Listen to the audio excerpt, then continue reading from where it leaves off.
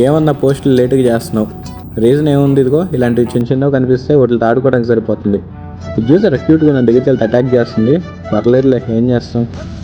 చూసారు ఎంత బాగుందో అసలుకి. క్లైమేట్ అసలుకి అదిరిపోయింది. ప్లస్ రోడ్డు అసలుకి ట్రావెలింగ్ ఎక్స్పీరియన్సే పెద్ద వండర్. ఎక్కడ చూసినా వాళ్ళు ల్యాండ్ స్లైడ్సే, బట్ పర్లేదు, లైఫ్లో రిస్క్ లేదో రస్క్ ఉండదు. వాటర్ ఫాల్స్ ప్రతి ఒక 100 మీటర్స్కి ఒకసారి ఉంటాయి. మీరు కూడా వచ్చినప్పుడు చూడొచ్చు. ఇలాంటి ది బెస్ట్ ఎక్స్పీరియన్స్ అనమాట. ఎక్కడ చూసినా ఇలాంటి ఫ్లాగ్స్ కనపడతాయి పాజిటివ్ వైబ్స్ కోసము.